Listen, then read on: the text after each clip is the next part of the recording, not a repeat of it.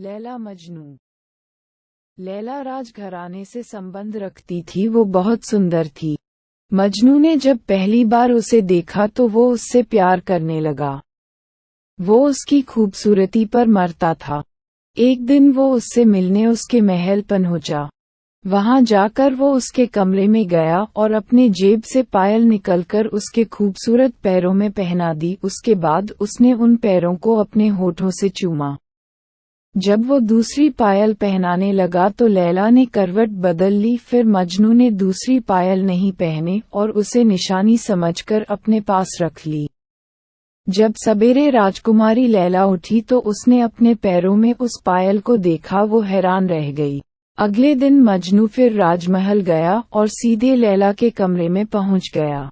वहां जाकर उसने लैला के गालों को छुआ और फिर वो उसके कदमों में आ गया। तब उसने अपने जेब से दूसरी पायल निकलकर उसे पहना दी। जब उसके पैरों को चूमने लगा तो लैला ने करवट बदल ली और मजनू ने देखा कि लैला के पैर में पायल नहीं थी। उसने कहा कि हम तो अपना दिल भी तेरे कदमों में रख गए और तूने उसे ठोकर मर दी। तभी लैला जाग गई और मजनू को पकड़ लिया। फिर उससे उसके बारे में पूछा। उनकी बातचीत कुछ इस प्रकार थी। लैला, तुम कौन हो? मजनू, आपका सेवक। लैला, तुम रहते कहाँ हो? मजनू, आपके चरणों में। लैला, तुम काम क्या करते हो? मजनू, आपकी पूजा। और यह कर मजनू ने लैला के पैरों को चूम लिया। लैला उससे बहुत खुश हुई और वो भी उससे प्यार करने लगी। लैला ने मजनू को अपने पास आने को कहा तो मजनू जवाब दिया कि वो तो बस आपके कदमों में अपने उम्र गुजारना चाहता है।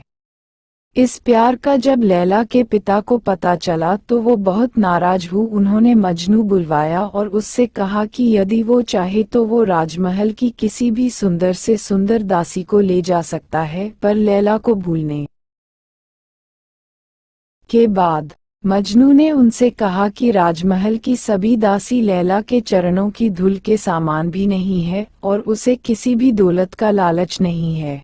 इस पर नाराज होकर लैला के पिता ने मजनू को देश निकला दे दिया और लैला की शादी किसी राजा के साथ कर दी। लैला शादी के बाद अपने पति के साथ इराक चली गई। वो खुश नहीं थी। लैला इराक पहुंचकर बहुत बीमार हो गई। तब वैद्य ने राजकुमार से मजनू को बुलवाने को कहा। तब राजकुमार ने बुलवाया।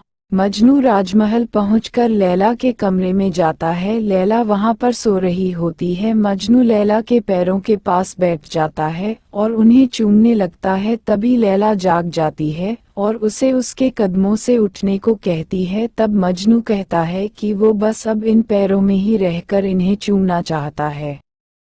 तब लैला के बार बार कहने पर मजनू उससे गले मिलता है। तभी वहां पर राजकुमार पहुंच जाता है और वो मजनू को लैला के चरणों में देखकर अचंभे में पड़ जाते हैं और वो उन दोनों को आजाद कर देते हैं। जब लैला और मजनू दोनों वहां से चले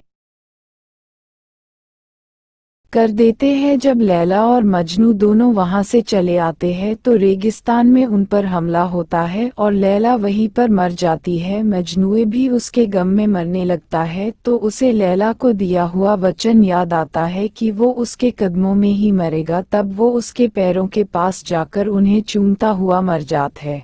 वो प्यार आज भी अमर है। ऐसे प्रेमी बहुत कम मिलते हैं जो एक दूसरे के लिए जान भी दे देते हैं।